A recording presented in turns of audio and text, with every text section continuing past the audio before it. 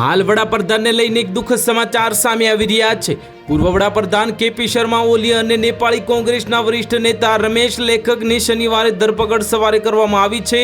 September 2025માં નેપાળમાં થયેલા વિવાદાસ્પદ જનરેશન ઝેડ વિરોધ એટલે કે જેન ઝેડ વિરોધ પ્રદર્શન દરમિયાન નિર્દોષ નાગરિકોના મોત અને સત્તાવાર પદના દુરુપયોગ બદલ તેમની સામે ગુનાહિત હત્યા અને ગુનાહિત બેદરકારીનો કેસ દાખલ કરવામાં આવ્યો છે।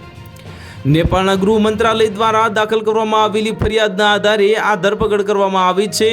પૂર્વ સ્પેશિયલ કોર્ટ જજ ગૌરી બહાદુર કાર્કીના નેતૃત્વ હેઠળ તપાસ પંચે આ હિંસા માટે કેપી શર્મા ઓલી, રમેશ લેખક અને તત્કાલીન પોલીસ મહાનિરીક્ષક ચંદ્રકુબેર ખાફાંકુને સીધા જવાબદાર ઠેરવ્યા છે।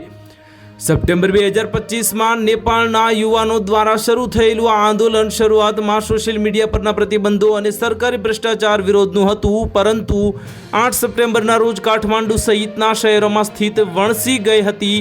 પોલીસ અને વિરોધીઓના વચ્ચે થયેલી અથડામણમાં 70થી વધુ લોકોએ જીવ ગુમાવ્યા હતા, જેમાંથી 19 લોકોના મોત માત્ર 8 સપ્ટેમ્બરના રોજ જ થયા હતા।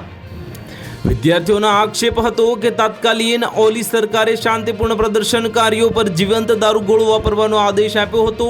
આ હિંસા બાદ જનતાનો રોષ એટલો વધ્યો કે કેપી શર્મા ઓલીની સરકાર પડી ગઈ હતી અને આ હાઈ પ્રોફાઇલ ધરપકડ બાદ નેપાળમાં ફરી એકવાર રાજકીય અસ્થિરતા સર્જાય તેવી સંભાવના છે। તો હાલ માટે આટલું જ। મળીશું નવી અપડેટ સાથે। જો તમને વિડીયો પસંદ આવતો હોય તો વિડીયોને લાઇક કરી દેજો, ચેનલને સબસ્ક્રાઇબ કરી બાજુમાં આવેલા બેલ આઇકનને દબાવી દો, જેથી તમને આવા સમાચારની અપડેટ મળતી રહે।